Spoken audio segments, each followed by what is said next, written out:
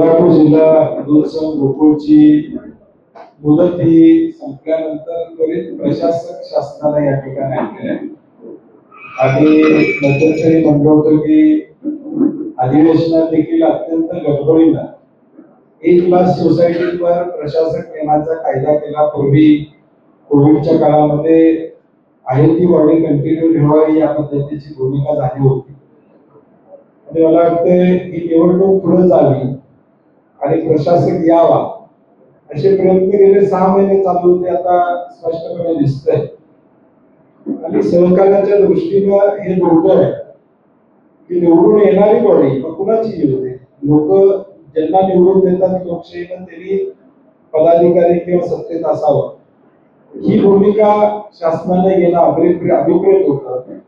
परंतु दुर्दैवानं प्रशासक आलेला आहे.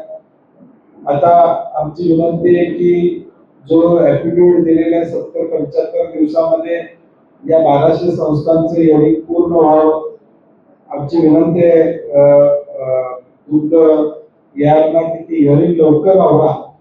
आता परत पावसाळा आला की निवडणुका होणार नाही नियमाप्रमाणे, तेव्हा परत पावसाळ्याच्या पुढे जाणार आहेत. किमान हे हिअरिंग संपवून किमान त्या 1200 लोकांना न्याय द्यावा आणि निवडणुकीची तयारी करून ठेवावी.